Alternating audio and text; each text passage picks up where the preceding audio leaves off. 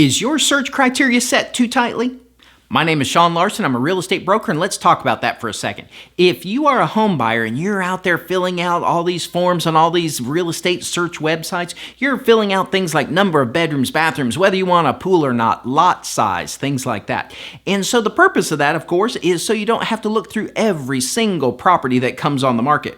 But what that also means is you're not going to see every single property that comes on the market.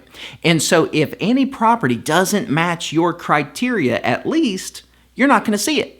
So let's talk about how that might affect what homes you see, what homes you might miss. If you select, let's take, for example, 4 bedrooms. Now, some families absolutely know they need a 4-bedroom home because it fits their family. They're going to need that number of bedrooms, and they know that works. Other families might not only need a 1 or 2-bedroom home, but they specify 4 because they have other plans for those other 2 rooms. One might be an office, one might be an exercise room, and things like that. But there could be a home that doesn't have 4 bedrooms, but had perfect spaces for that other office and that exercise room, but they're not going to see that in their search results because that property didn't meet their 4-bedroom minimum requirement in their search criteria. Another example might be homes are at different levels. You've got 1-story or 1-level, 2-level, 3-level.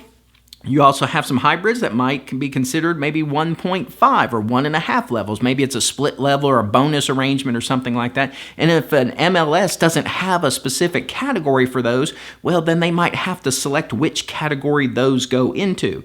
And unless a home buyer has their criteria set exactly like they put that home in, you might not see that one either.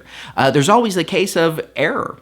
Agents are only human. Occasionally, entry of a listing data has an error in it. And in that case, if it doesn't match your criteria, guess who doesn't see that home? So what I would recommend as a home buyer is enter enough criteria to cut out some of the clutter so you're not looking through absolutely every listing that comes on the market.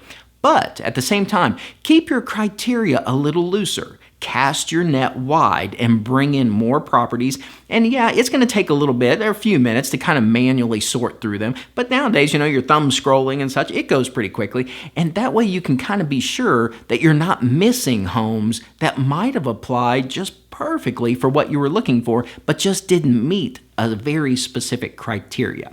So that is my tip today. Cast your net wide, manually sort through a few homes, and you might just end up with a gem that you might not have if you would have specified your criteria too tightly.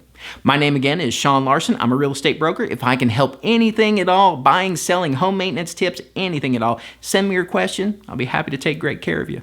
Thanks so much. Have a super day.